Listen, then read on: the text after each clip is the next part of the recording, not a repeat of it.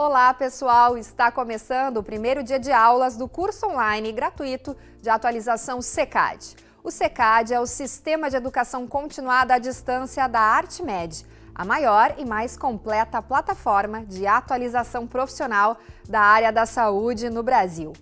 Todas as nossas atualizações profissionais têm chancela das mais importantes sociedades científicas da saúde no país. No SECAD, você tem acesso a uma plataforma integrada dos melhores conteúdos da sua especialidade no formato impresso e também online, com casos clínicos reais e questões comentadas, além de um grande acervo de mais de 10 mil artigos já publicados. Tudo isso também está disponível na palma da sua mão com o aplicativo SECAD, que foi totalmente remodelado para você ter acesso aos conteúdos com ainda mais facilidade. Fique ligado no seu e-mail, que a partir do dia 16 de novembro começa a November ArtMed. Quem assistir às 2 videoaulas deste curso vai receber ofertas incríveis por e-mail de até 60% de desconto. São livros, cursos digitais e atualizações profissionais com as melhores promoções do ano. Então, marque presença nos 2 dias de aulas deste curso e depois é só ficar atento ao seu e-mail. Você será um dos primeiros a saber das novidades do SECAD e da ArtMed. Ainda antes de começarmos com a nossa primeira aula, tenho alguns avisos importantes. Primeiro, para receber o seu certificado de participação neste curso online de atualização SECAD, você deve assistir a esta videoaula de hoje até o final e também a videoaula de amanhã e registrar a sua presença nos 2 dias.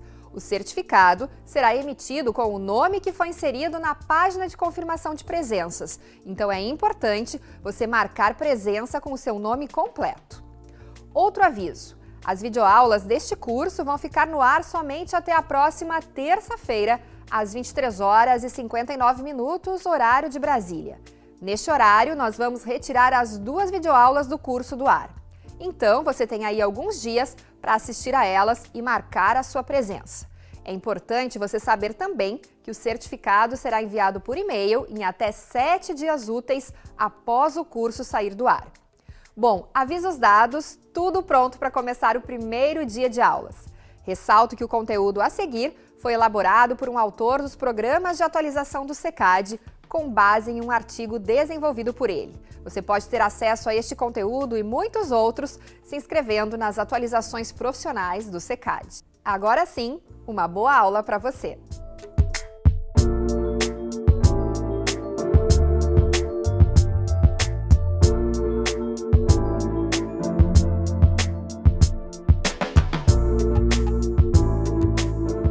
Olá, meu nome é Ivan Abrahamian, eu sou professor livre-docente em geriatria pela FMUSP, eu sou coordenador do programa de residência médica e graduação em geriatria da Faculdade de Medicina de Jundiaí e também eu sou fellow honorário da Universidade de Groningen, no qual eu faço parte da divisão de psiquiatria geriátrica.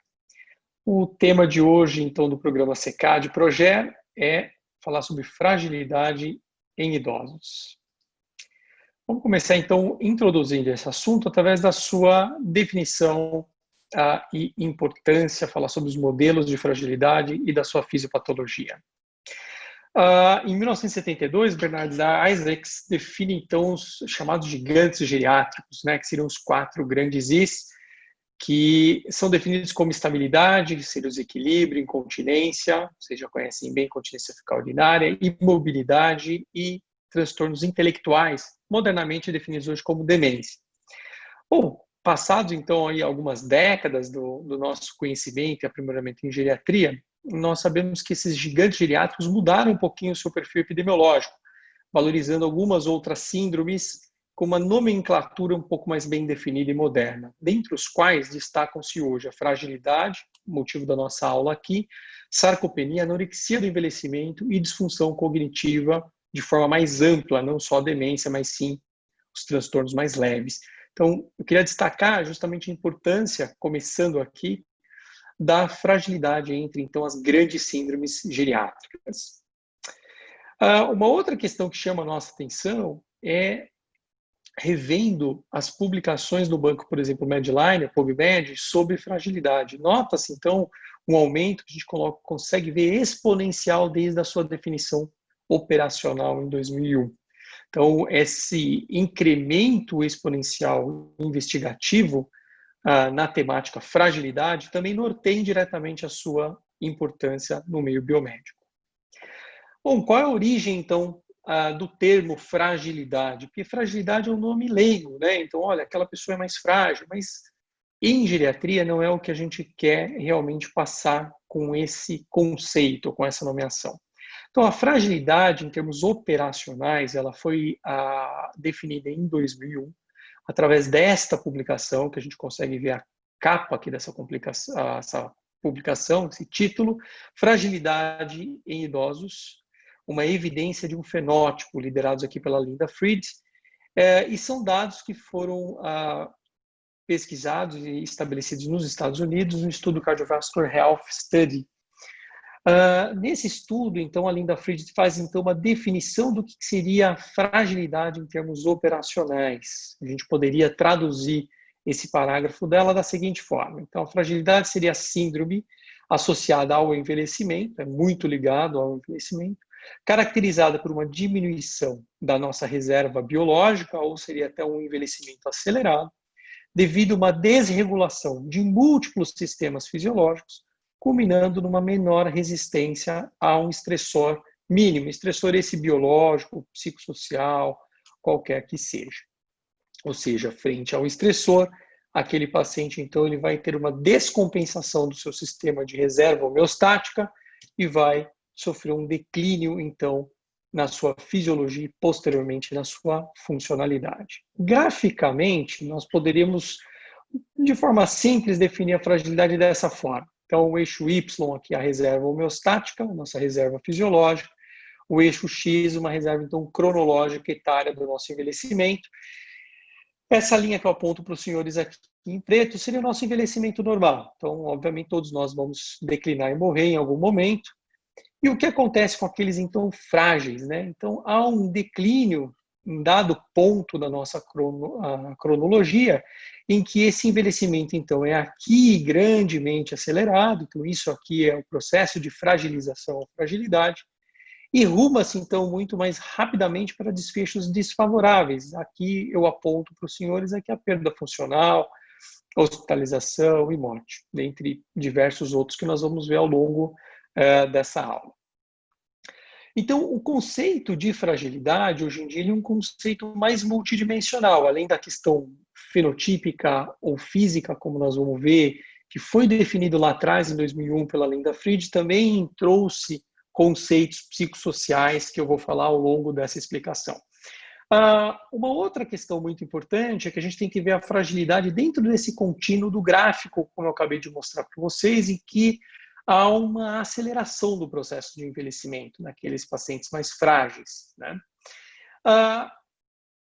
Concomitantemente também, e isso é algo que estimula clinicamente a gente ir um pouco atrás do diagnóstico de fragilidade, é que é um processo dinâmico, tem um curso flutuante, potencialmente reversível, ou seja, a partir do momento que eu detecto fragilidade, eu consigo dar um tratamento para esse paciente. Como nós vamos ver ao longo dessa explicação, o mais importante vai ser definir estágios um pouco intermediários ou anteriores à fragilidade, que nós definimos como pré-fragilidade.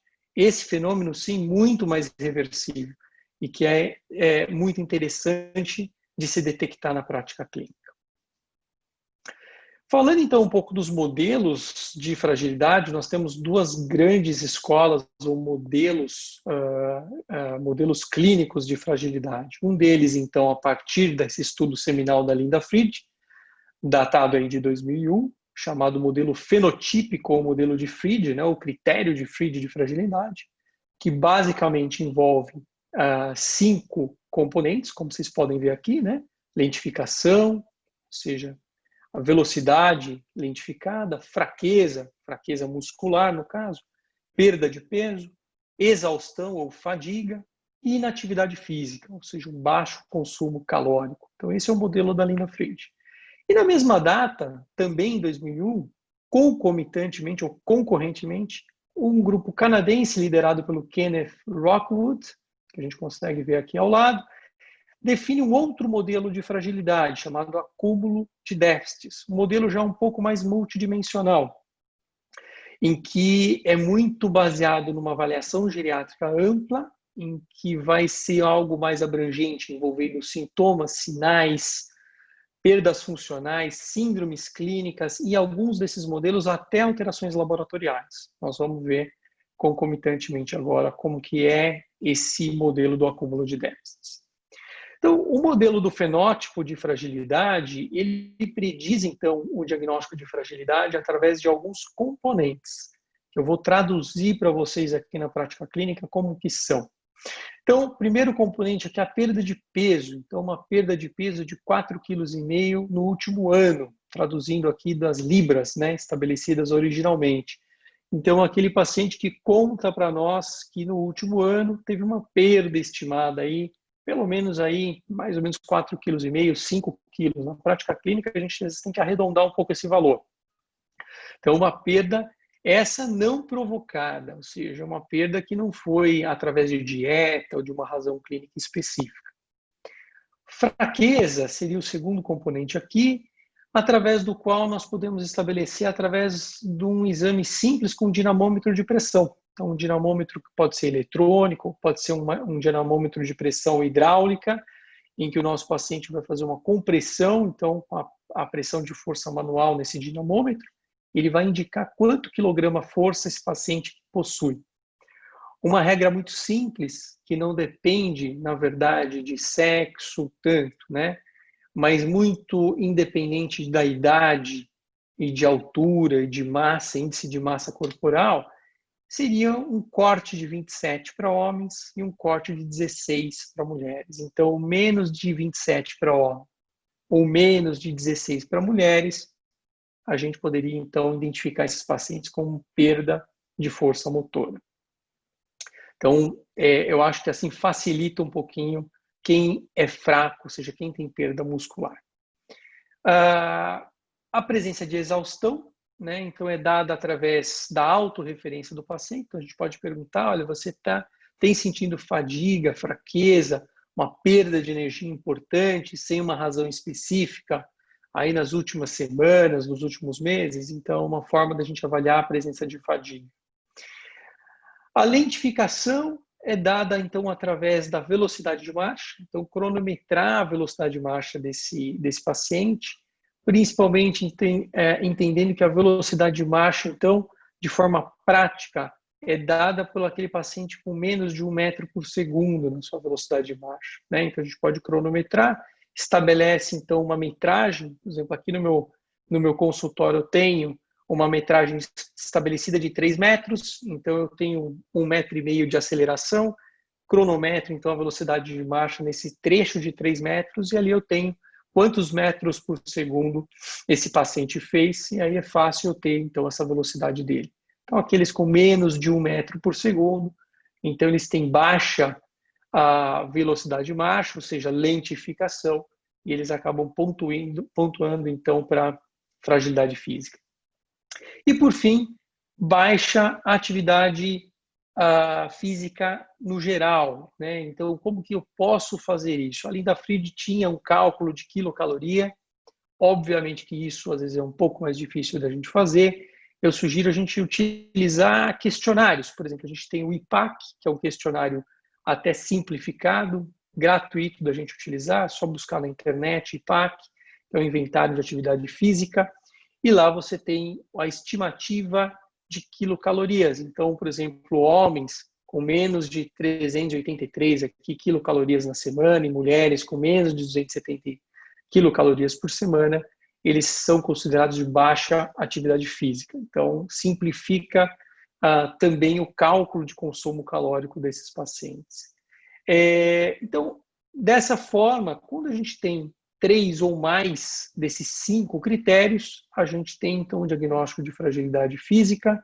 Quando a gente tem 1 a 2 desses componentes, a gente tem o diagnóstico de pré-fragilidade. E aqueles que não têm nenhum desses componentes são ditos robustos ou idosos fit. Então, basicamente, esses são então, os critérios fenotípicos ou critérios de Fried para fragilidade. Reforçando, então, basicamente a fragilidade física, ela tem o seu alicerce nesses 5 componentes: atividade física, perda de peso, velocidade de marcha, consumo energético e força muscular. Então, basicamente, a fragilidade, em termos fisiopatológicos, ela funciona, a fragilidade física, ela funciona dentro desse ciclo, né? Basicamente, pode-se começar em partir de qualquer um desses componentes. Então, o idoso ele pode simplesmente começar com uma desnutrição, perdendo massa muscular, diminuindo a sua força, posteriormente a sua velocidade de marcha. Isso vai, então, reduzir ainda mais o consumo energético, o apetite, finalmente ele desnutre mais, e assim vai. Então, você pode começar esse ciclo de qualquer um desses pontos em vermelho que eu sinalizo aqui para vocês. Por isso, chamado ciclo de fragilidade. Por outro lado, a teoria concorrente do acúmulo de déficits, então, ela é extraída de uma série de sintomas e sinais. Aqui, só para ilustrar, um índice baseado em 70 variáveis, né? Então, o índice mínimo que a gente utiliza é a partir de 30 variáveis. Essas variáveis elas podem ser diversas. Por exemplo, síndromes geriátricas, como quedas, simplesmente dificuldades, por exemplo, para sair de casa, como eu sinalizo aqui, alterações no exame físico, como tremor, por exemplo, alteração vibratória, doenças como infarto agudo do miocárdio, história de doença tiroidiana, ou seja, existem regras para se montar o índice de fragilidade, então eu tenho que ter algumas regras que eu respeito, né? Mas de forma simples a gente consegue montar um índice de fragilidade. O mínimo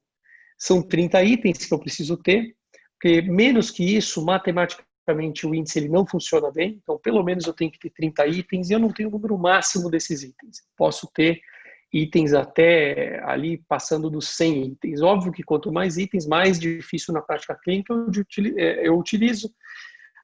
Normalmente, então, em torno de 30, 35, 36 itens no máximo, né? Então, esses itens, como eu disse para vocês, em pelo menos 30, eles perfazem sinais, sintomas, doenças, perdas funcionais, outras anormalidades, incluindo o laboratório, alterações de imagem, eletrocardiográficas, entre outras. Regras que são importantes.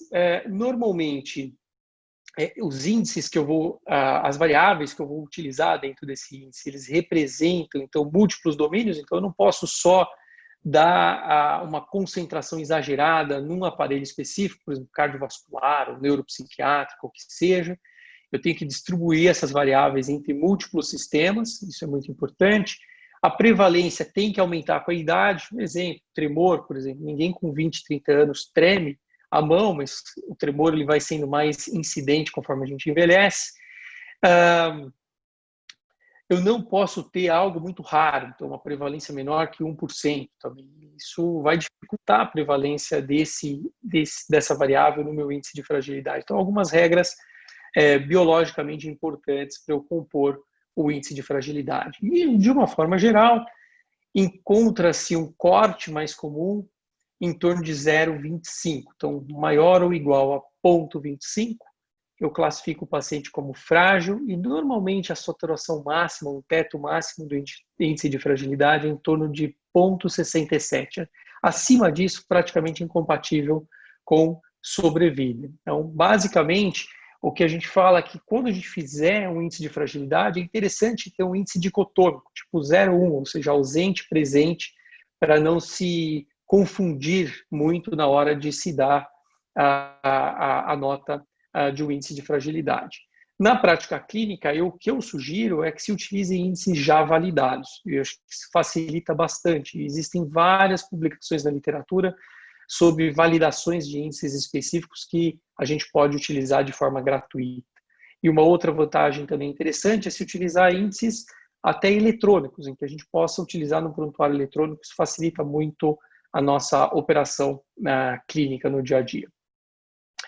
Bom, em termos fisiopatológicos, então, o índice de fragilidade ele é mais multidimensional, como eu disse para vocês, e as razões do surgimento da fragilidade elas são diversas, né? Então, desde questões sociodemográficas, como eu estou indicando aqui para vocês, questões clínicas que perfazem aí doenças, desnutrição, polifarmácia, estilo de vida, sedentarismo, tabagismo e até questões puramente biológicas e que muitas das quais a gente não vai ver na nossa prática clínica, como estados inflamatórios persistentes, que a gente não vai detectar tão claramente, alterações hormonais, que muitas vezes a gente não vai ficar dosando na clínica do dia a dia, e sim mais no âmbito da pesquisa. Então, é muito mais multidimensional. Agora, fisiopatologia geral da fragilidade, ela basicamente ela é centrada, que a gente pode, né, centralizar numa alteração de metabolismo, numa resposta alterada ao estresse, isso envolve inflamação crônica, alteração do eixo neurohormonal central, alteração do sistema nervoso autônomo, um declínio neurológico geral, isso é extremamente importante para a gente ter um declínio corporal geral, principalmente também motor e osteomuscular, é o caso da demência, por exemplo, e declínios hormonais nas taxas anabólicas, ou seja, o nosso corpo entra em um vértice catabólico mais expressivo. Fato muito corriqueiro nas insuficiências, por exemplo, cardíaca, respiratória crônica do DPOC, renal, hepática, entre outras. Então, esse seria o centro fisiopatológico da fragilidade de uma forma geral, seja ela vista pelo modelo físico, pelo modelo multidimensional. A fragilidade é muito frequente, muito prevalente, como a gente vai ver em seguida. Esse é o maior norte da gente pensar em fragilidade no nosso dia a dia. Então, esse é um trabalho que saiu praticamente esse mês, agora de outubro, na revista Age and Aging. É uma meta-análise mais expressiva até o momento, envolvendo 62 países. E o que a gente consegue extrair daqui? A fragilidade física, como eu estou apontando aqui para vocês no mouse, ela tem uma prevalência nesses 62 países em torno de 12%. Gente, isso é muita coisa, né? Isso é 1 a cada 10 idosos, tá? Então, realmente é uma síndrome bem expressiva. Se a gente olha o índice de fragilidade, isso é um pouco mais expressivo, 24%. Por que essa diferença? Porque é um índice multidimensional, então ele vai, obviamente, ser um pouco mais abrangente. Ele vai ver também aspectos, por exemplo, psicossociais, ele vai ver alterações laboratoriais, né, possivelmente, então ele vai ser um pouquinho mais abrangente.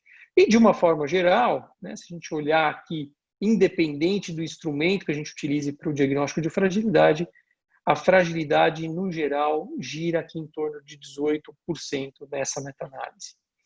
E no Brasil? Bom, no Brasil nós publicamos aí uma meta-análise, também recente, ainda nesse ano.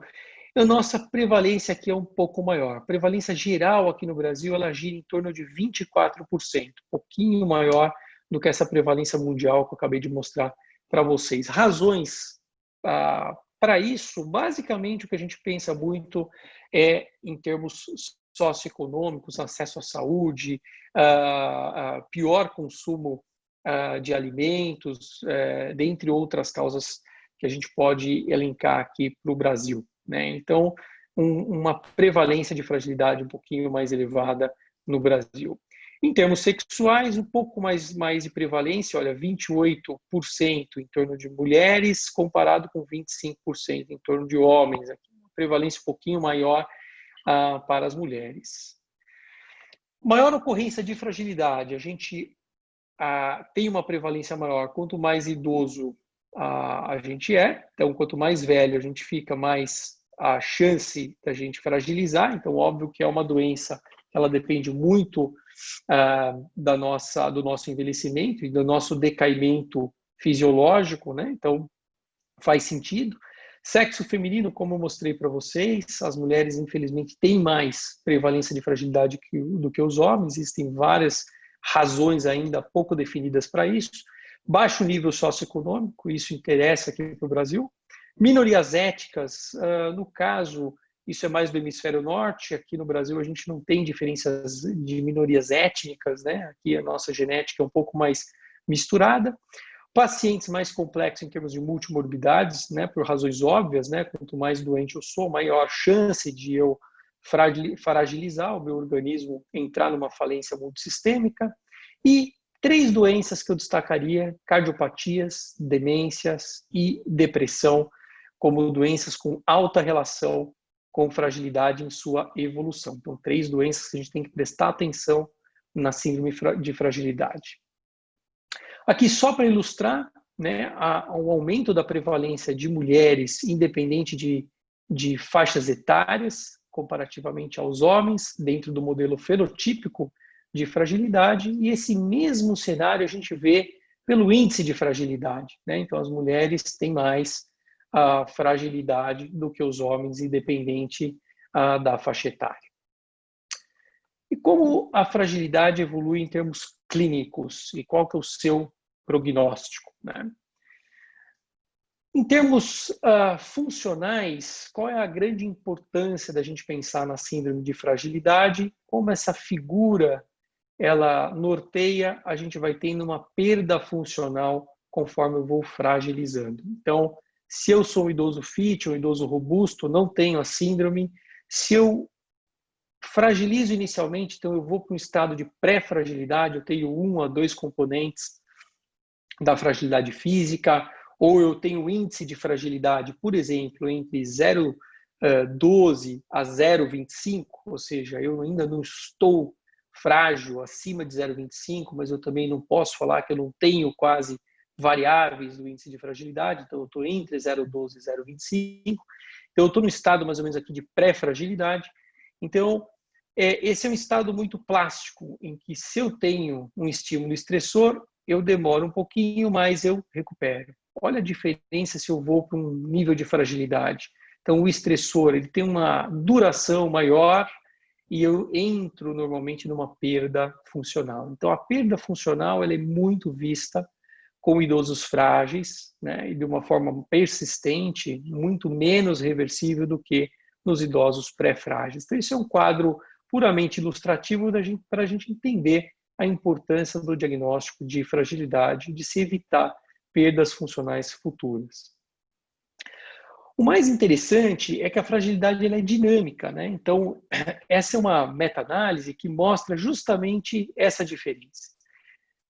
Se a gente olhar, então, esses dados dessa meta-análise, classificando os idosos como robustos, pré-frágeis e frágeis, a gente percebe que na totalidade dos estudos, a gente percebe que 13% melhoraram, independente do que foi feito. Então, eles melhoraram sozinhos. 29% pioraram, independente do que foi feito, ou seja, 30% pioram. E o mais interessante, 56% permaneceram no seu mesmo estado. Então, ou seja, se eu atuar sobre aqueles pacientes pré-frágeis, novamente, aquele estado intermediário, grande chance desses pacientes reverterem e voltarem no estado de robustez ou reverterem no estado anterior, né, de uma preservação contra a fragilidade. Tá? Então, isso é um dado muito interessante que graficamente a gente consegue ver dessa forma aqui. Né? Então, aqueles pacientes robustos, olha só, eles têm uma chance de permanecerem robustos muito maior do que os pré-frágeis, infinitamente maior do que os frágeis. Né? A gente pode perceber aqui graficamente que essa chance de permanecer enquanto robustos, ela vai diminuindo do meu estado. Então, obviamente, o estado de pré-fragilidade, como eu indico aqui para vocês, é um estado muito plástico em que, olha só, a permanência dentro da pré-fragilidade muito grande, né? Então, eu tenho uma janela de atuação terapêutica muito interessante. Em termos prognósticos, é muito importante se detectar fragilidade? Extremamente. Hoje é o maior marcador prognóstico em geriatria. Então, se eu quiser ter um marcador prognóstico independente de doença, ou seja, eu tenho um infarto, eu tenho diabetes, eu tenho uma demência, eu quero dar um marcador prognóstico para o meu paciente de uma forma geral, mais sindrômica, eu tenho que tentar ver o estado de fragilidade desse paciente. No estudo original, 2001, da Linda Fried, por exemplo, a mortalidade em 7 anos de segmento, 43%. Isso infere um risco de 63% a mais do risco de morte naqueles idosos frágeis. Comparando em 7 anos, olha só a chance de morte naqueles robustos, 12%, e 23% naqueles pré-frágeis. Então, claramente, a fragilidade é um marcador prognóstico não só para a morte, mas hoje em dia diversos outros componentes já foram identificados. Podemos citar aqui, através dessa publicação de meta-análise, não só a morte, mas perda de atividades de vida diária, hospitalização, limitação ou perda funcional, quedas e fraturas. Percebam aqui chances bem expressivas. Olha aqui, que variam de 20%, 50% em cima da sua chance normal de qualquer um desses eventos citados aqui, até mais de 2 vezes a sua chance para morrer, para perder função, hospitalizar, perda física, quedas e fraturas. Então, há uma série de impactos negativos em torno dos idosos frágeis. Esses impactos já são detectados para aqueles pré-frágeis, mais um motivo da gente tentar identificar a síndrome nesses pacientes intermediários, justamente porque a chance de reversão ela é muito mais expressiva. Eu diria para vocês que em torno de 40%, enquanto que a reversibilidade um idoso frágil em torno de 15%, 12%, então muito menos, ou seja, a chance de um mau prognóstico e do desenvolvimento de vários desses desfechos negativos, como eu cito aqui para vocês, é extremamente relevante. No Brasil e na América Latina, a gente praticamente tem uma ausência de estudos. O único estudo praticamente de prognóstico de segmento da comunidade é esse nosso, derivado do estudo FIBRA, de um segmento do estudo FIBRA, um estudo nacional aqui no Brasil, publicado aí no ano passado. A gente percebe 10 vezes mais o risco relativo de morte naqueles idosos frágeis, ou seja, algo exponencial em termos de morte para aqueles idosos frágeis na comunidade. Então, é algo realmente expressivo que a gente precisa tomar muito cuidado. Bom, e finalmente, como a gente se identifica, né, então, a fragilidade na nossa prática clínica? Quais são as possibilidades, então, para o diagnóstico? Identificar e diagnosticar a fragilidade é um problema prático, né? A gente, tradicionalmente, desde que o conceito foi cunhado em 2001, se discute muito o aspecto prático do diagnóstico. Se a gente retomar o que eu disse para vocês lá atrás, alguém deve estar pensando, poxa vida, mas é difícil, né? Eu preciso ter um dinamômetro, eu preciso cronometrar a marcha, eu preciso ter um questionário para eu estimar o gasto energético se eu pensar em fragilidade física. Se eu pensar em índice de fragilidade, poxa vida, eu tenho que ter 30 itens, pelo menos, em que, no mínimo, eletronicamente, eu fico clicando no meu computador e aí o computador vai me dar, por exemplo, uma somatória se eu tenho mais de 0,25 ou não. Tudo isso parece difícil, mas se a gente começa a praticar isso, eu garanto que se torna fácil. Eu uso, na minha prática, um dinamômetro eletrônico, muito mais rápido, muito mais barato, muito tranquilo de se utilizar e que ele tá calibrado para quilograma-força. Então, depois de 2 preensões, eu faço uma média e eu vejo a minha força de preensão. Cronometrar a marcha, depois que você começa, é simples também. Você define um ponto, por exemplo, ali na tua área de trabalho e você consegue cronometrar. E o IMPAC, você pode, por exemplo, usar o questionário IPAC curto e você rapidamente tem estimativa de gasto calórico, ou seja, não é nada tão complexo. O índice de fragilidade, idem, se você tiver ele lá no seu computador, você praticamente vai checando esse índice conforme você tira a história do paciente. Então também não é nada complexo. Mas existem formas que a gente pode detectar a fragilidade ainda mais rapidamente, talvez ainda mais úteis no nosso dia a dia, como eu vou falar a seguir. Bom, primeira questão, as apresentações clínicas da fragilidade, elas podem ser as mais diversas. Fragilidade é uma síndrome geriátrica, ou seja, como toda síndrome, ela pode ter um monte de sintomas e sinais na sua apresentação, dentre os quais eu cito vários exemplos aqui nesse quadro, né? Uma queda, que ninguém entende como aconteceu, um estado confusional agudo, uma perda funcional sem uma razão clara, uma fadiga persistente, uma perda de peso persistente que ninguém conseguiu identificar uma causa claramente. Só que tudo isso é muito inespecífico, então a gente tem que tentar estabelecer um pouquinho melhor esse tipo de diagnóstico. Examinar e olhar o paciente, às vezes, é muito claro. Por exemplo, esse idoso com uma caquexia importantíssima, olha o grau de consumo, de emagrecimento, de catabolismo desse paciente. Esse é um paciente com um enfisema grave, né? Então, a gente consegue estimar, por exemplo, só de examinar que esse paciente tenha fragilidade. Ou essa paciente que autorizou essa foto com uma síndrome demencial avançada, com estado psicótico, secundária à demência, né? Que a gente percebe também o nível de consumo, de mau cuidado crônico aí, muito fácil. E esse paciente? Também uma foto autorizada junto com a nossa residente lá da Faculdade de Medicina de Jundiaí. Alguém diria que esse paciente é frágil? Se a gente olhar, por exemplo, esse paciente no seu teste de velocidade de marcha, olha a velocidade dele. Alguém diria que ele é frágil? Parece que não. Mas ele é frágil, ele tem uma força de preensão em torno de 20, ele perdeu, numa internação recente, por uma descompensação do DPLC, ele perdeu 20 quilos no último ano, tá? Basicamente durante e pós a internação, ele saiu da internação ainda num catabolismo muito importante, perdeu um total aí de 20 quilos, tá? E esse paciente hoje, ele é sedentário, o consumo energético dele é baixíssimo e ele se diz fadigado.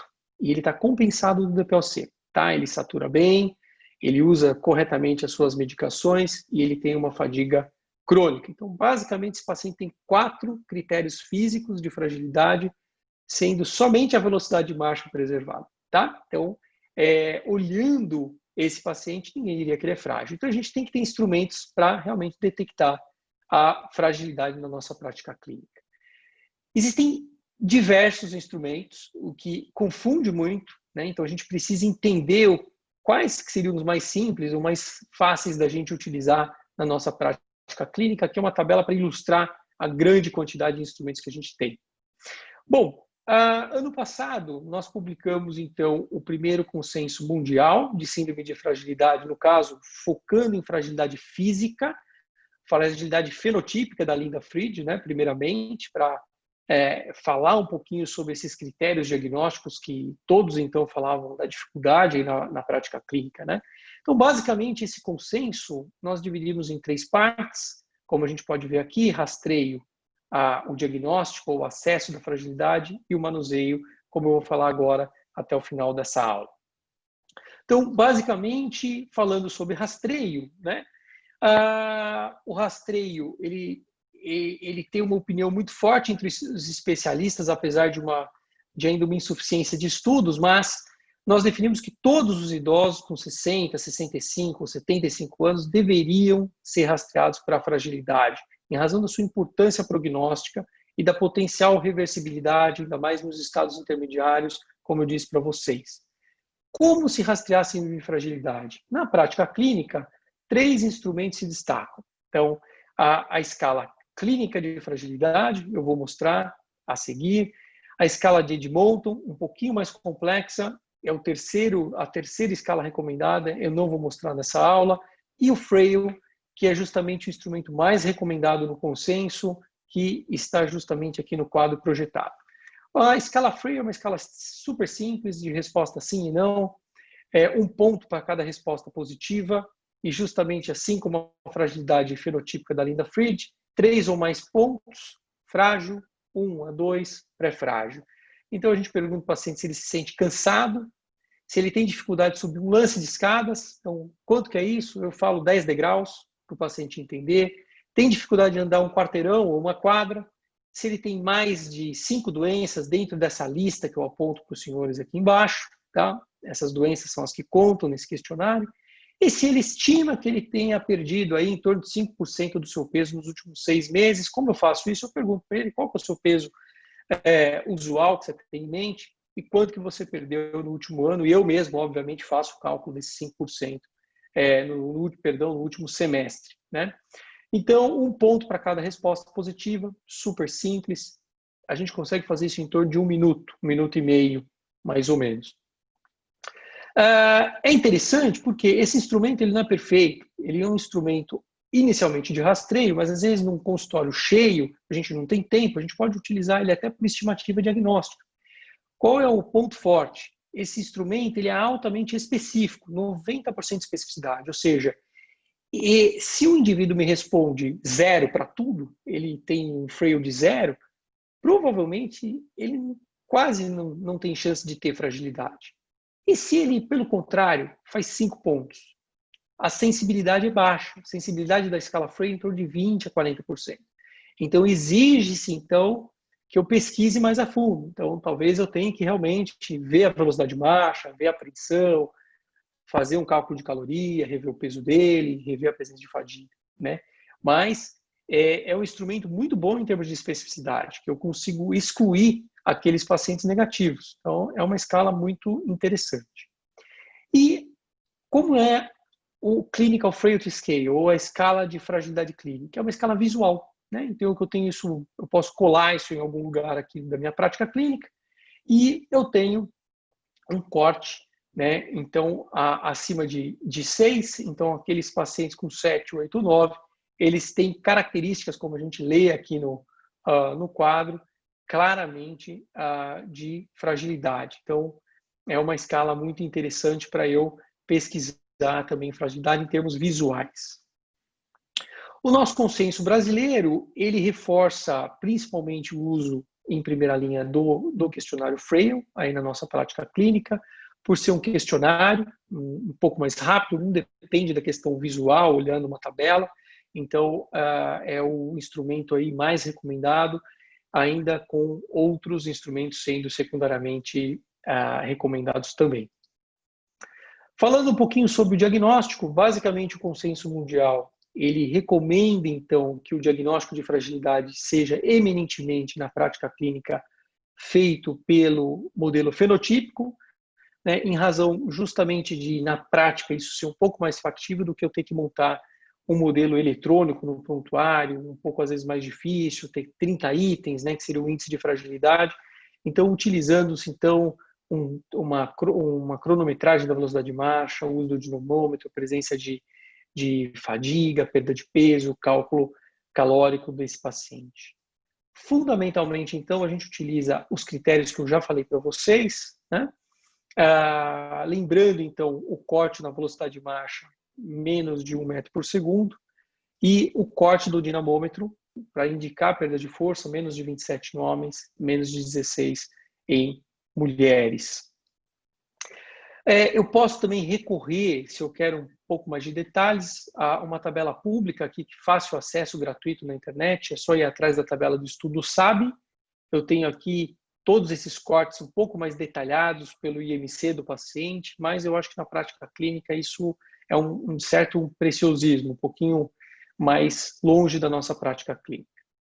E, por fim, como eu trato fragilidade? Basicamente, atividade física, principalmente musculação, atividade resistiva e nutrição adequada, não só de caloria, mas principalmente proteína. Então, segundo o nosso consenso, o primeiro passo da gente tratar é pesquisar causas possíveis da fragilidade. Então, a gente nunca pode esquecer que a fragilidade é uma síndrome, tem causas por trás, normalmente mais de uma causa. Causas tratáveis de perda de peso, existe aqui uma lista de possíveis causas de perda de peso idoso. Eu destaco para vocês as causas neuropsiquiátricas, principalmente, demência, depressão, transtorno psicótico. Eu destaco as causas gastrointestinais, disfagia, problemas mastigatórios, dentição, leva o idoso a comer menos sólido, alimentos menos complexos, problemas digestivos, pépticos, úlcera péptica, gastrite crônica, isso faz o indivíduo ter digestão difícil e náusea, ele acaba comendo menos. E, por fim, medicamentos, polifarmácia, excesso de remédios. Polifarmácia se define 5 ou mais medicações de uso diário, então, por si só, dá muita anorexia, e outros medicamentos que são muito anoréxicos, muitas vezes, principalmente neuropsiquiátricos. Então, a gente tem que realmente lembrar dessas causas importantes. Causas de fadiga, pesquisar causas relevantes de fadiga, dentre as quais depressão, apneia do sono, deficiência de vitamina B12, hipotireoidismos não compensados, anemias crônicas e hipotensão ortostática. Eu queria lembrar a hipotensão, 30% dos americanos acima de 75 anos, pelo estudo em Rennes 3, tem hipotensão ortostática. É muito frequente e a gente não pode esquecer de pesquisar a presença de hipotensão ortostática nos nossos pacientes, tá? Tratar a polifarmácia, então justamente aqueles idosos com polifarmácia, eles têm mais chance, independente de morrer, de ter fragilidade, de ter hipotensão ortostática e sempre que possível desprescrever o nosso paciente. Pelo nosso bom senso, pelo nosso conhecimento clínico, ou utilizando escalas como a Beers, Stop, Start, como eu cito aqui para vocês, a Stop Frail, tem várias escalas que a gente consegue também utilizar para nos auxiliar na desprescrição dos pacientes com polifarmácia. E, finalmente, então, o ponto cerne de tratar a fragilidade, que é a atividade física resistiva e nutrição adequada. Uma meta-análise que avaliou, então, múltiplos tratamentos de fragilidade aponta que o único benefício realmente mais importante, isoladamente, é a atividade física resistiva, como ilustrado por esse paciente aqui. A musculação, a atividade isométrica, isotônica ou resistiva, como queira chamar, é o melhor benefício, porque a gente recupera a sarcopenia, que é um mecanismo muito presente na fragilidade física, e o estímulo miogênico através da musculação, independente do grupo muscular trabalhado, ele acaba tendo um benefício global em termos musculares no nosso organismo, então a gente consegue recuperar independente da musculatura. Grande dica, eu acho que a gente sempre se concentrar no quadríceps, nos músculos das coxas, nos bíceps e nas panturrilhas. Grupamentos riquíssimos que podem realmente reverter a sarcopenia, melhoram a qualidade de marcha do nosso paciente, melhoram o nosso equilíbrio. Sempre que possível, o educador físico ou fisioterapeuta é muito adequado na conduta multidisciplinar no idoso frágil, mas muitas vezes a gente pode realmente orientar inicialmente algumas práticas de exercício, levantar alguns pesos com a flexão de bíceps, senta e levanta da cadeira, algumas séries durante o nosso dia, né, para aquele paciente, ele reforça o quadríceps, ou seja, desde orientações simples para esse paciente se movimentar e melhorar a sua reserva muscular, até preferencialmente que tenha um profissional que possa, então, supervisionar esse paciente e orientar de forma adequada.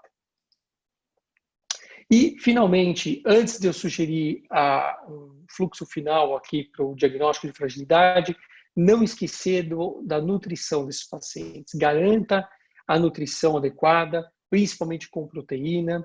A proteína pode ser da dieta normal desse paciente, lembrar que quanto que esse idoso precisa se alimentar é normalmente o tamanho da palma de sua mão de proteína equivalente, carne vermelha, carne branca, ovo, que seja, principalmente proteínas derivadas animais, são onde ele tem uma fonte mais fácil e em menor quantidade, com maior carga proteica.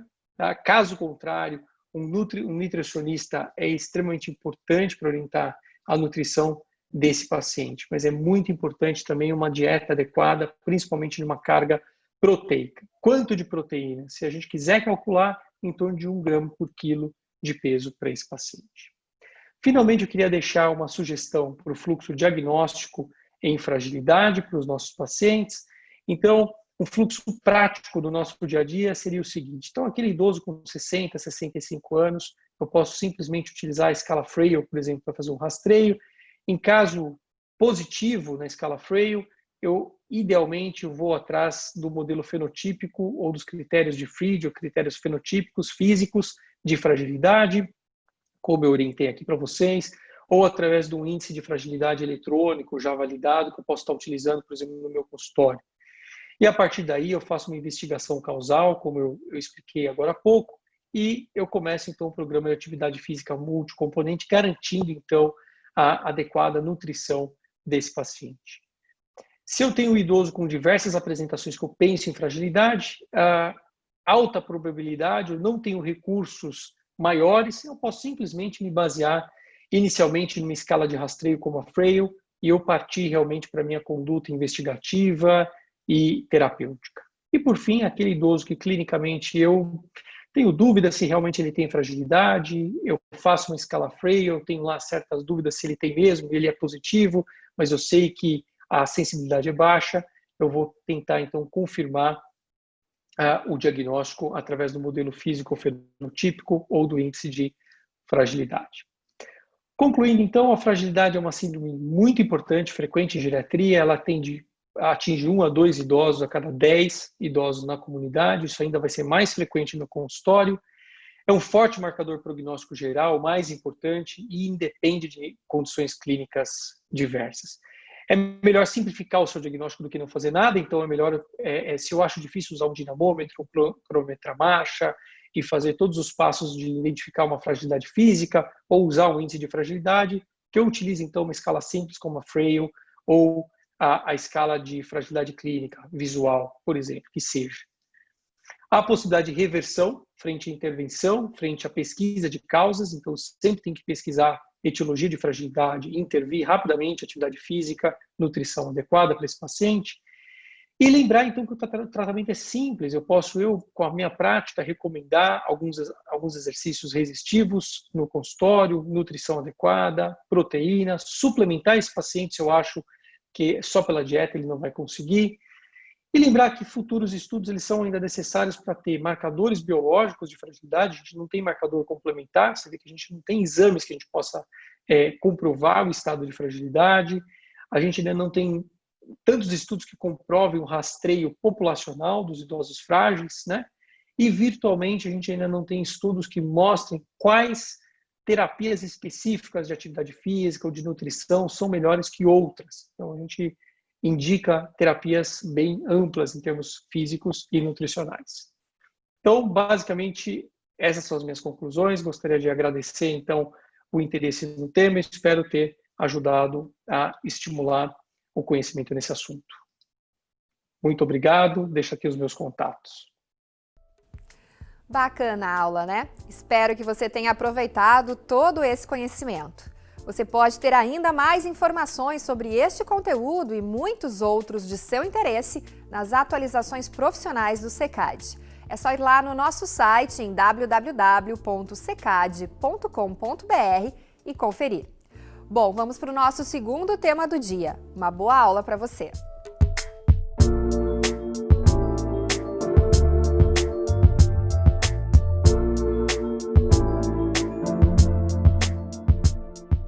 Olá, eu sou Marlon Aliberti, professor da disciplina de Geriatria da Faculdade de Medicina da USP e do Instituto de Ensino e Pesquisa do Hospital Sírio-Libanês, e eu vou falar com vocês hoje sobre um assunto básico na área de geriatria, mas que nunca esteve tão atual, que é a avaliação geriátrica ampla, perspectivas da atenção à saúde do idoso com a pandemia da Covid-19. Eu acho que essa imagem rodou o mundo, é a imagem que principalmente aqui no Brasil, soou de maneira muito forte, que foi do avanço da pandemia da Covid-19 na Itália, que é um país muito próximo afetivamente do nosso país e da nossa cultura, e o quanto os idosos estavam sendo afetados lá pela pandemia, e o quanto a pandemia acabou causando alto índice de mortalidade naqueles idosos, principalmente a moradores de instituições de longa permanência. A gente viu isso com o avançar da pandemia, que os idosos foram os principais pacientes suscetíveis à doença, à gravidade da doença, quer dizer, a hospitalização, a admissão em UTIs e também com o número de mortes. Grande parte da população mais afetada por essa pandemia estão nas pessoas com 65 anos ou mais, o que acendeu um sinal de alerta. Ao mesmo tempo que acendeu um sinal de alerta, acabou trazendo também muita discriminação com relação às pessoas idosas, com relação à idade. E tudo começou a ficar muito simplificado pela questão da idade. E a gente sabe que uma das coisas que marcam o envelhecimento populacional, uma das coisas que marcam a população idosa, é que pessoas da mesma idade podem ter condições de saúde muito diferentes. E foi isso que nós tentamos abordar nesse estudo, que é publicado na revista Age and Aging, agora há um mês, onde a gente mostra um cenário um pouco mais avançado do prognóstico da Covid-19 em pessoas acima de 50 anos ou mais. O que a gente quis dizer com esse estudo? Além da questão da idade, a gente precisa ir muito mais longe para tentar ver entre os idosos quem são aqueles mais suscetíveis e menos suscetíveis a evoluir com mortalidade ou a evoluir com piores desfechos. E a gente conseguiu mostrar que pessoas de idade semelhante, mesmo tendo níveis de severidade da Covid-19 semelhantes, por exemplo, em verde é um nível menor de gravidade da Covid-19, em azul é um nível intermediário, em vermelho é um nível alto, e em preto é um nível muito alto. O que a gente mostrou aqui?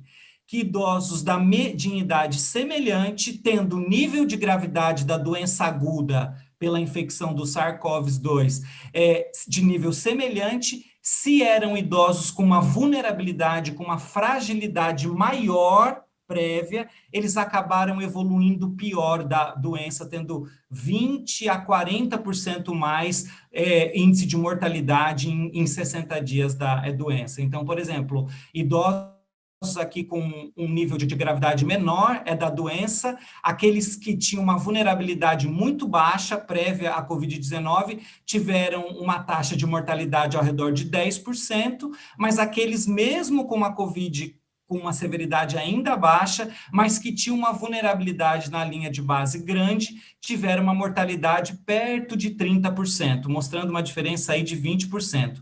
Isso aconteceu em todas as faixas de gravidade da doença aguda da Covid-19, mostrando que a gente precisa ir muito mais além do que a idade, e a pandemia trouxe à tona isso mais do que nunca, porque mais do que nunca o sistema de saúde está precisando lidar com pessoas com maior complexidade, com uma maior dificuldade, que trazem para o sistema de saúde vários problemas de saúde ao mesmo tempo, mostrando que não só focado na doença, né, no nível de gravidade de uma doença específica, a gente precisa oferecer uma avaliação e um cuidado centrado no paciente, entender quem é aquele paciente, que problemas de saúde ele traz consigo, qual é a situação, como é que é a saúde dele no dia a dia, né? Por que isso? Porque a gente sabe que os idosos, eles apresentam, além de vários problemas de saúde ao mesmo tempo, conforme eu já falei, o que a gente chama de multimorbidade, os idosos também apresentam muitos sintomas atípicos das doenças. A gente fez também um trabalho aqui em São Paulo com Covid, mostrando que é muito comum a doença aparecer nos idosos sem apresentar febre, sem apresentar tosse, sem apresentar falta de ar, mas apresentando confusão mental aguda, apresentando rebaixamento do nível de consciência súbito, apresentando uma piora da funcionalidade, sintomas que muitas vezes não são falados na maioria dos artigos que a gente vê de Covid-19, né? Os idosos também são aqueles mais propensos a ter iatrogenia. O que é isso? Ter a equipe de saúde faz uma ação e essa ação acaba evoluindo com efeito indesejado sobre o paciente, né? Os idosos têm 2 a 3 vezes mais chance do que os adultos, né? Em virtude disso, acaba evoluindo com complicações, então, delírio, infecções, quedas, úlceras de pressão.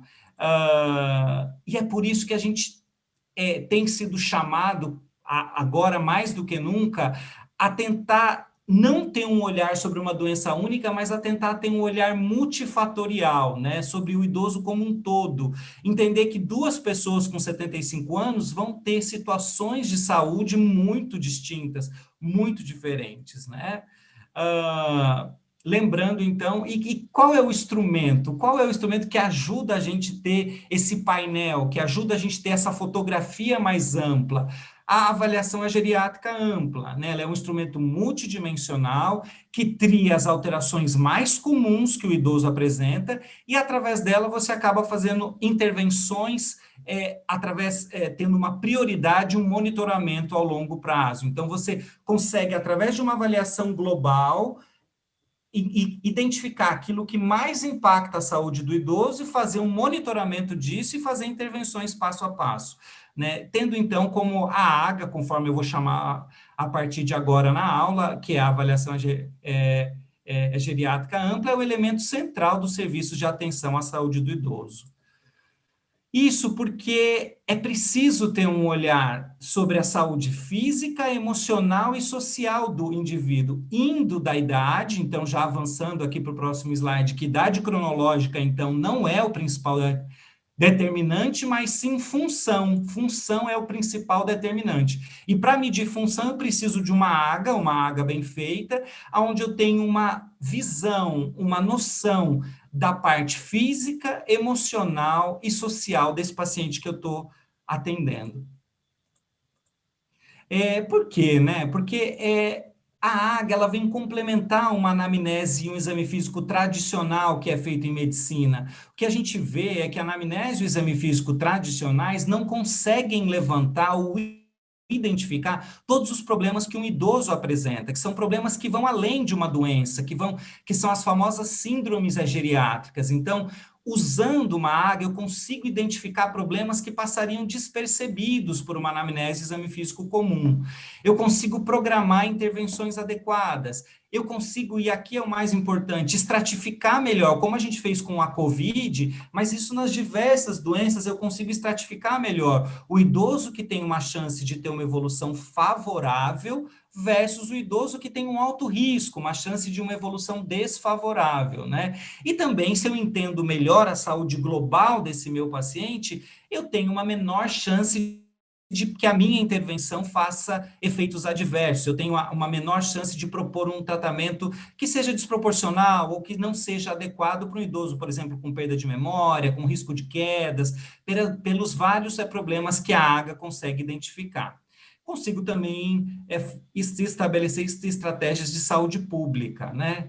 Por que a AGA é tão importante? Porque por ela, ela é o caminho porque passam as diversas doenças, por exemplo, a COVID-19 agora, que está tanto na nossa cabeça, mas as outras várias doenças, desde hipertensão, que é uma doença muito comum na terceira idade, até insuficiência cardíaca, diabetes, DPOC, as várias doenças, ela é o caminho porque passam essas doenças e a maneira com que essas doenças alteram a função do idoso, que é, então, a maneira com que a AGA responde a isso, é o que eu vou medir como que é a saúde do meu paciente. É isso que vai fazer eu entender como é a saúde desse meu paciente que eu estou atendendo. Como é que é feita a estrutura de uma AGA, né? Isso é uma pergunta que eu recebo muito. Bom, a gente tem normalmente um cabeçalho, que é feito uma identificação, os diagnósticos que esse paciente possui, os medicamentos que ele faz uso, lembrando que a AGA nunca vai substituir uma anamnese ou um exame físico tradicional, mas ela vai complementar, ela vem para trazer informações a mais. Então, eu começo com esse cabeçalho e, de uma maneira sistematizada, eu vou avaliar pelo menos 8 domínios de saúde, que são 8 alterações comuns à saúde do idoso.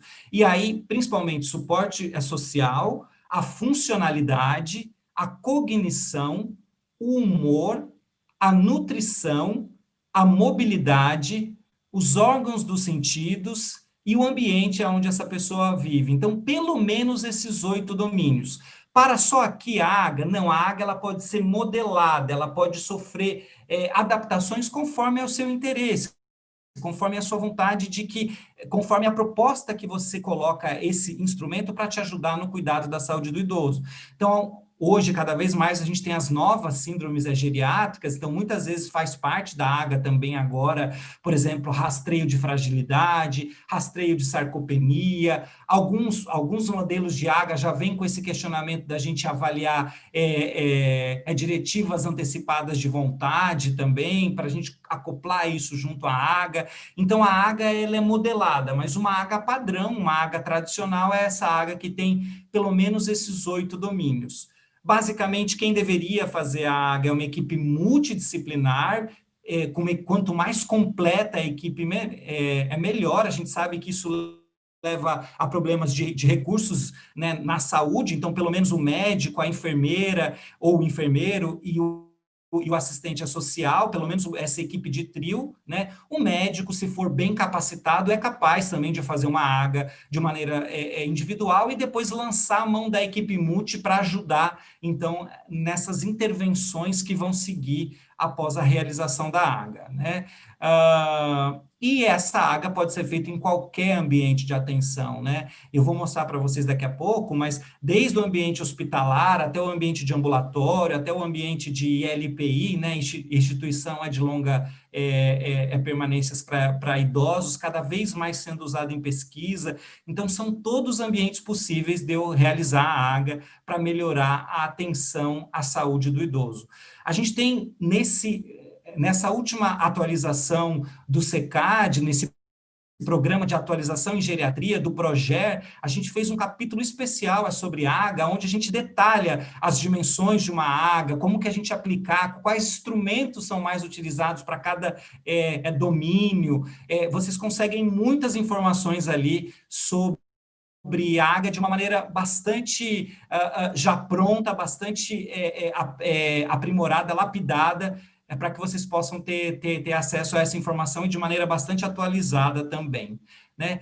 A AGA ela não é só avaliar, né? Ela não é só uma avaliação, ela é um modelo de cuidado. E para que tenha resultados adequados, resultados favoráveis, a gente sabe que o modelo precisa ser bem aprimorado. Então, a gente começa com uma avaliação, mas aí segue, né? Uma discussão da equipe interdisciplinar, essa discussão leva a um plano de tratamento, esse plano de tratamento vai ser implementado conforme as prioridades que eu falei naqueles slides anteriores, o resultado dessas intervenções vão sendo monitorados e a gente vai revisando o que a gente conseguiu de cada uma dessas intervenções pela equipe interdisciplinar, né?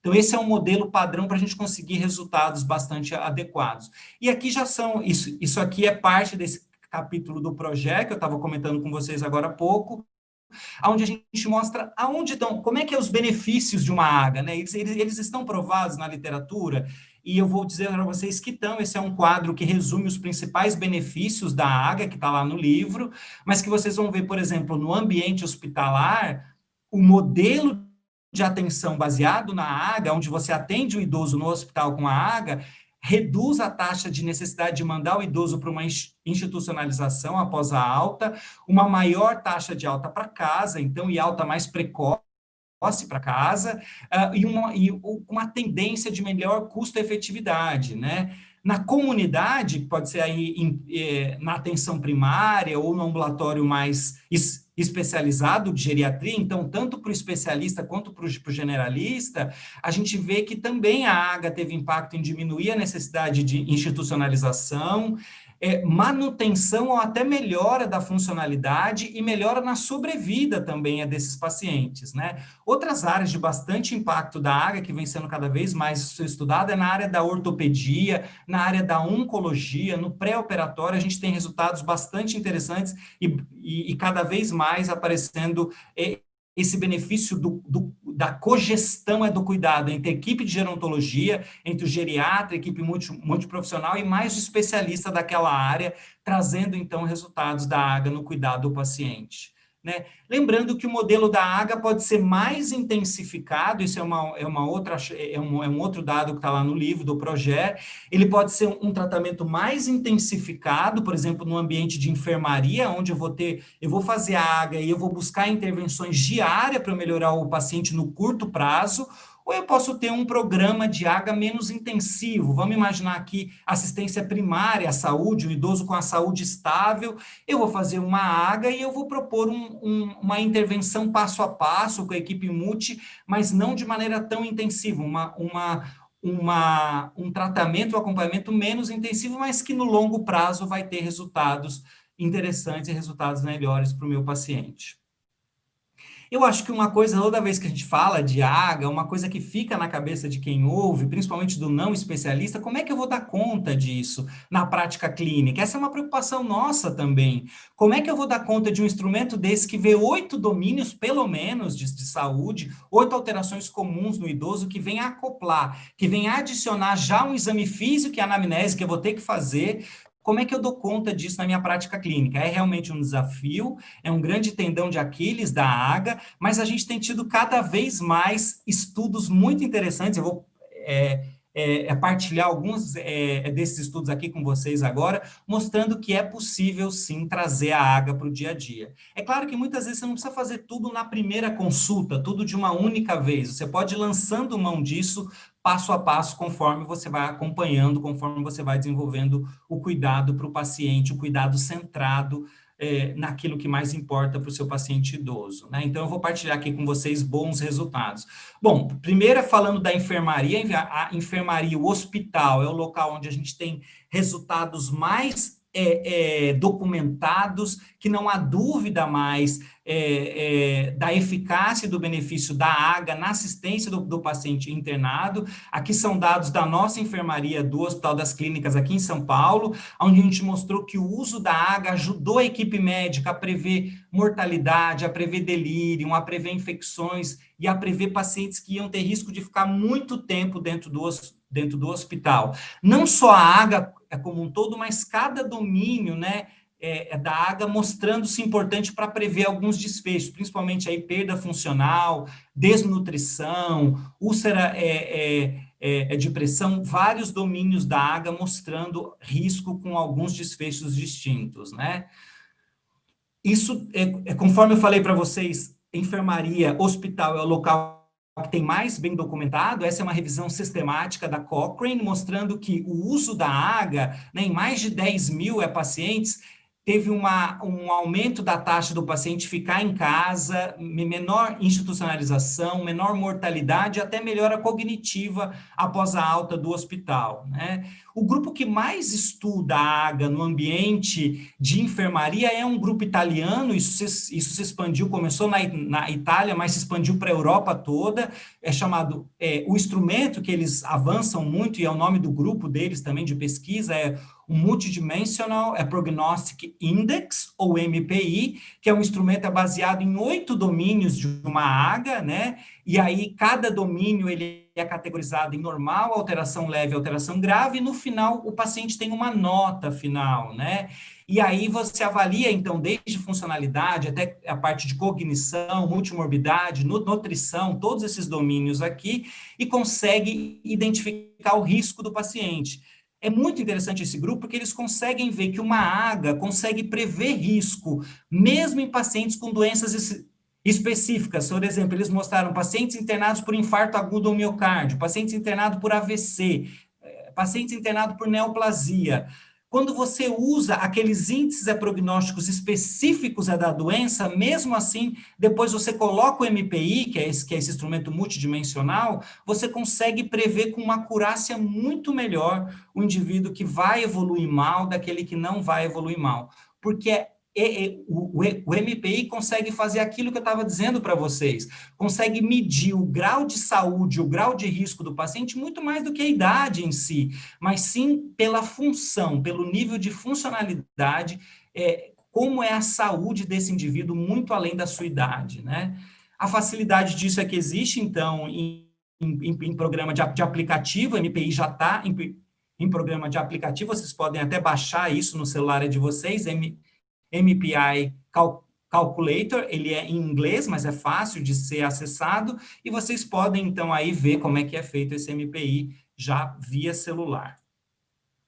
Uma outra maneira da gente fazer aquela coisa, poxa, mas uma AGA é muito longa. Vários grupos têm estudado o seguinte: em vez de ir para uma AGA direta, eu faço uma avaliação em 2 etapas. E aí, numa primeira etapa, eu faço um instrumento ultra rápido, que demora 1 minuto. Um exemplo desse é o instrumento SAR, que é um instrumento de 6 perguntas de sim ou não, que eu consigo aplicar em 1 minuto, onde aqueles pacientes que fazem 2 ou mais pontos no instrumento ISAR, que vai de 0 a 6 pontos, são pacientes de risco. E aí, para esses pacientes, eu separaria esses pacientes e para esses eu faria a AGA. Então, eu não faço a AGA em todo idoso, por exemplo, que aparece no meu pronto-socorro, em todo idoso que interna, mas eu faço a AGA naqueles idosos que já têm um risco maior, que já têm uma suspeita maior, e aí eu demando mais tempo para esse idoso de maior risco, fazendo a AGA numa segunda etapa.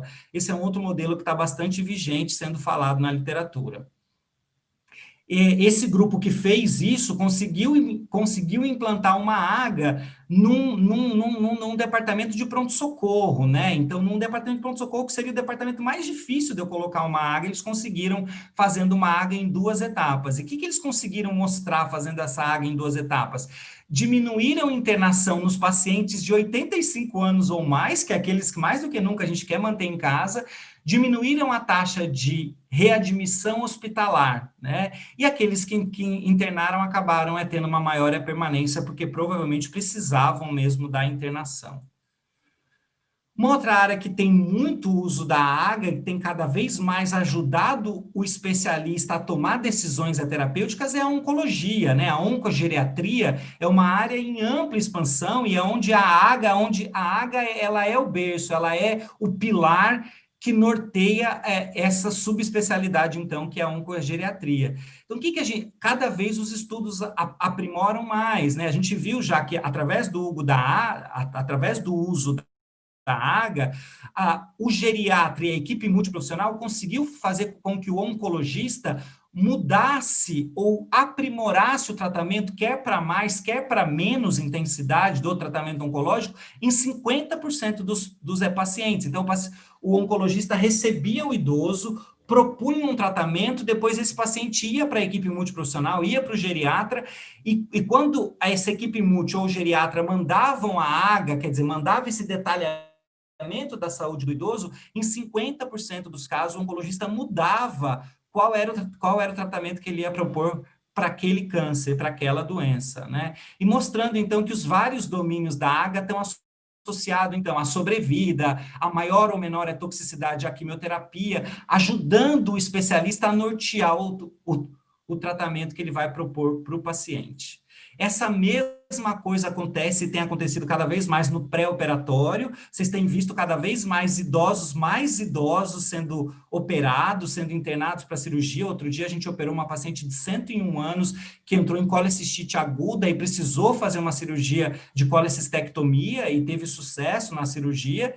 Então, esse é só um exemplo, entre tantos exemplos que vocês devem ter aí na prática de vocês também, cada vez nonagenário, pessoas mais velhas sendo submetidas, e nós vamos ter que precisar de marcadores de risco além da idade, né? A idade não é suficiente por si só, né? E a AGA tem sido muito promissora. Esse estudo mostra que a AGA marcou risco de efeito adverso após uma cirurgia, né?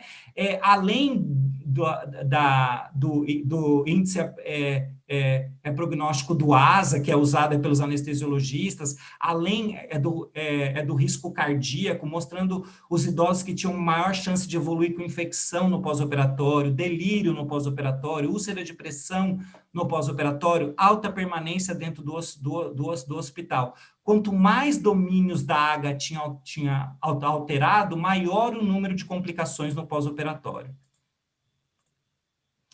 Ortopedia é uma área que isso tem sido expandido demais, trabalhos em cogestão do paciente idoso que fratura o fêmur e tem que operar o fêmur, cada vez mais é onde a gente mais tem o benefício da equipe multiprofissional e do geriatra auxiliando, então, o ortopedista, mostrando que a fratura de fêmur não é só uma doença ortopédica, mas é uma doença gerontológica, uma doença que acomete e altera a vida do indivíduo idoso como um todo e precisa ser reabilitado e tratado como um todo e não só cirurgicamente, né?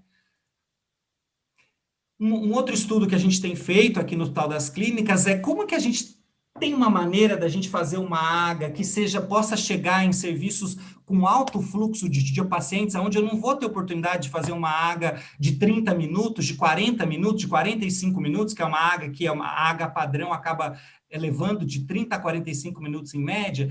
Então, aqui no Hospital das Clínicas, a gente se propôs a fazer uma AGA de 10 minutos, quer dizer, um instrumento baseado na AGA, não uma AGA propriamente dita, mas um instrumento baseado na AGA que fosse possível fazer em 10 minutos. A gente procurou especialistas do Brasil inteiro, 72 especialistas ajudaram a gente a ver que domínios que a gente deveria avaliar e que instrumentos usar, que instrumentos ultra rápidos que a gente utilizar para avaliar cada domínio, para que essa avaliação global, multidimensional, pudesse ser feita em 10 minutos. E aí a gente criou a TAGA, então a 10 TAGA, que é 10 Minute Targeted Geriatric Assessment, ou avaliação geriátrica compacta de 10 minutos em português, né? A gente publicou esse trabalho no JAGS, onde a gente mostra uma avaliação global, multidimensional, em 10 domínios de saúde, em 10 minutos. A gente mostrou que isso é possível. Em 80% dos nossos pacientes, a gente fez em 10 minutos ou menos. E, parecido com o MPI, a gente avalia cada domínio de maneira muito rápida, né? Vocês conseguem ter acesso a esse instrumento todo pelo artigo que eu estou mostrando aqui.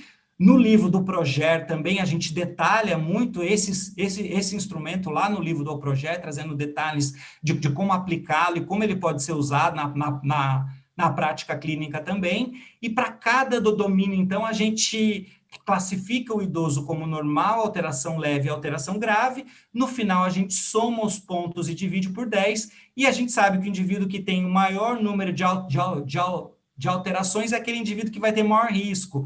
Então, quanto mais perto ele se aproxima de mais alterações dos domínios de uma AGA esse indivíduo tem. Isso tudo em 10 minutos, né? E aí a gente mostrou com esse instrumento também, em outros artigos que a gente tem publicado, o nosso grupo de pesquisa, que quanto mais pontos na TAGA, então agora, esse instrumento ultra rápido, maior o risco de morte em um ano. Então, aqueles indivíduos com de 0 a 0,1 pontos na TAGA, quer dizer, uma TAGA muito boa, quase não tem alteração nenhuma. A taxa de mortalidade em um ano do idoso é praticamente zero. Já os indivíduos que têm alterações aqui, ó, de 6 a 7 domínios na TAGA, a taxa de mortalidade em um ano é ao redor de 30%, que é muito alto para um ano só de segmento, né? Então, a gente mostrando, e não só para a mortalidade, mas também quando a gente pega o indivíduo de baixo risco, médio risco ou alto risco na TAGA, a gente vê também que ao redor de um ano, a taxa de perda funcional, perda para uma atividade básica de vida diária, ou hospitalização é muito diferente, quer dizer, indivíduos de baixo risco na TAGA tendem a não perder a funcionalidade ou internar muito pouco em um ano, indivíduos de médio e alto risco, principalmente, tendem a ter uma alta taxa de perda funcional, 50% em um ano e 50% de hospitalização em um ano, mostrando que esses indivíduos deveriam ter uma atenção global de uma equipe multiprofissional e um cuidado muito mais atento e muito mais do que idade. A gente vê a função do nosso paciente, então. Uma realidade que vem com tudo agora, com a pandemia da Covid-19, é o uso da tecnologia para a aplicação da AGA, e aí o grupo mais avançado nisso é o Interray, né, que ele é uma maneira, esse grupo é lá da Austrália. A Austrália é um país como o Brasil, muito grande, muito continental, mas com muitos recursos para o sistema de saúde, e aí eles conseguem, então, com médicos especialistas nos grandes centros, atender o enfermeiro, atender o médico que está lá numa zona rural distante, através do uso, então, da tecnologia, a aplicação da AGA com diretrizes, através da telemedicina e do atendimento à distância. A pessoa de uma área não especializada, às vezes é não médico, aplica a AGA pelo uso da tecnologia à distância e depois discute esse instrumento com um especialista que está num grande centro. Isso é uma realidade que veio para ficar e cada vez mais vai crescer, né? E é aquilo que eu falei, não é só para a COVID. Para a COVID, a gente deveria já estar falando de como que a função do idoso deveria estar aprimorando para um tratamento mais intensivo ou menos intensivo. O idoso deveria estar sendo colocado mais nos ensaios clínicos para as novas drogas, já que os idosos são os mais acometidos pela Covid-19, o que a gente vê muitas vezes é o contrário, os idosos sendo subutilizados nos ensaios clínicos para essa nova doença, né? E isso vem aos poucos mudando. Um exemplo aqui, ó, a gente fala muito de usar ou não estudar, usar ou não usar estatina nos idosos, né? Até que idade usar? Mas será que a gente deveria estar falando até que idade? Mas até que tipo de idoso? Qual o risco desse idoso? Qual o prognóstico desse idoso? Então, esse mesmo grupo do MPI, que é aquele grupo europeu, italiano, que eu falei para vocês agora há pouco, tem usado, então, o MPI para classificar o idoso em alto, médio e baixo risco e ver se o tratamento com estatina está indicado, mesmo para o idoso de alto risco, para o médio e para o baixo risco, em diferentes situações. Isso feito também com, por exemplo, aqui o uso de estatina para idosos com diabetes, ali o slide anterior é para idosos que tinham tido infarto agudo ao miocárdio. Então, cada vez mais a gente parar de falar só idade, mas falar da função, de que nível é de gravidade. São estudos muito novos ainda, que devem avançar cada vez mais a partir de agora, a gente migrando de uma medicina que fala da idade cronológica para uma medicina que vai cada vez mais abordar a idade biológica do nosso paciente, qual o risco dele, qual o nível de saúde e função que esse paciente tem. Outra coisa que vocês vão falar, mas isso é um papo de geriatra, isso é um papo do especialista. Não é, cada vez mais a AGA vem sendo falada pelos especialistas em outras doenças. Um grande exemplo é a cardiologia, né? Conforme eu já falei para vocês aqui da ortopedia, eu falei para vocês aqui da oncologia, usando esses conhecimentos da AGA, aqui também a cardiologia mostrando que para atender bem um idoso com insuficiência cardíaca, não basta saber só o ecocardiograma, não basta saber só a fração de ejeção, você tem que dar atenção a outras coisas que são coisas abordadas pela AGA, por exemplo, nível de função física, nível da cognição, a questão emocional, que é sintomas depressivos, o ambiente onde essa pessoa vive, qual o grau de multimorbidade que esse paciente tem, tudo isso influencia no tratamento especializado para insuficiência cardíaca. Eu trouxe aqui a insuficiência cardíaca como um exemplo, mas cada vez mais a AGA vem tomando conta, então, das especialidades médicas também, né? E para finalizar a aula já, eu queria trazer para vocês esse conceito que vai dominar essa próxima década agora da atenção à saúde. É um conceito defendido pela Organização Mundial de Saúde, o conceito de capacidade intrínseca, que é nada mais do que fazer uma atenção voltada numa AGA, voltada para múltiplos domínios de saúde do idoso, e aqui ele coloca a capacidade intrínseca muito focada na cognição, na parte locomotora do idoso, na parte psicológica, no índice de vitalidade, na questão sensorial.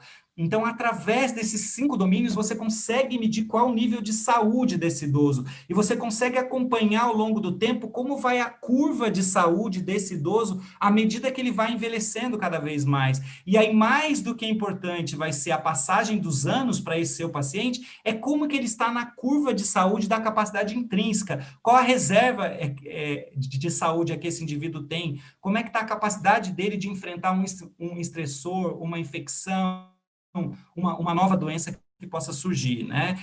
Para facilitar um pouco esse índice, eu até dou a dica para vocês acessarem esse site que está aqui na tela, um site que tem, um site apoiado pela Organização Mundial de Saúde, suportado pela Organização Mundial de Saúde, mostrando, então, o ICOPE, que é essa iniciativa grande da Organização Mundial de Saúde, para falar de capacidade intrínseca, e tem um material de capacidade intrínseca voltado em português, super fácil, tem várias línguas, e português é uma delas. Vocês vão ter acesso ao documento inteiro lá, que fala de todos os domínios abordados pela capacidade intrínseca, como isso vai ajudar a medir o grau de saúde e acompanhar a trajetória de saúde dos nossos pacientes, e é isso que vai ser muito abordado pela Organização Mundial de Saúde nesses próximos 10 anos, então, trazendo o idoso para o centro da atenção à saúde.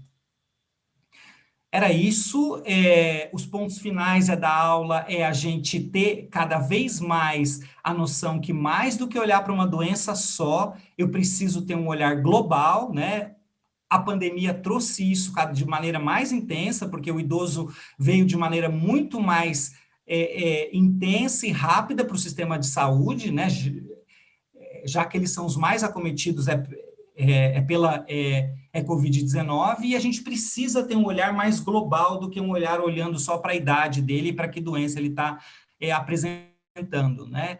A AGA vai se consolidar cada vez mais como modelo principal de atenção à saúde dos idosos, tem resultados positivos em vários ambientes da saúde, e eu acho que o que a pandemia fez, ela mostrou a necessidade da gente ser rápido, difundir esses conhecimentos da geriatria, que é olhar para essas alterações comuns, olhar para o risco de quedas, para a cognição, para a perda de memória, para os sintomas depressivos, para a desnutrição, para a perda de peso, para a fragilidade, para a sarcopenia. A gente precisa olhar para isso, precisa entender qual o nível de função que o nosso paciente tem. Idade só gera preconceito e não faz a gente oferecer uma melhor atenção à saúde dos nossos pacientes. Eu queria agradecer vocês, muito obrigado, a gente se vê em futuras oportunidades. Muito boa a abordagem deste assunto, né? Reforço que o conteúdo desta aula foi elaborado por um autor dos programas de atualização do SECAD, com base em um artigo desenvolvido por ele. Você pode ter acesso a este conteúdo e muitos outros do seu interesse se inscrevendo em um dos nossos programas de atualização profissional. Fique ligado no seu e-mail, que a partir do dia 16 de novembro começa a November ArtMed. Quem assistir às 2 videoaulas deste curso vai receber ofertas incríveis por e-mail de até 60% de desconto. São livros, cursos digitais e atualizações profissionais com as melhores promoções do ano. Então, marque presença nos 2 dias de aulas deste curso e depois é só ficar atento ao seu e-mail. Você será um dos primeiros a saber das novidades do SECAD e da ArtMed. Bom, pessoal, o primeiro dia de aulas do curso online de atualização SECAD vai ficando por aqui. Como o próprio nome já diz, este curso está sendo promovido pelo Sistema de Educação Continuada à Distância da ArtMed, o SECAD. Amanhã teremos mais um encontro com outros profissionais convidados. E a videoaula será liberada a partir do 12h30 no horário de Brasília. Assim que você receber e abrir o e-mail de liberação da videoaula, clique no link e registre a sua presença com seu nome completo e e-mail. Só assim você garante a emissão do seu certificado, ok? Então eu espero você. Até mais!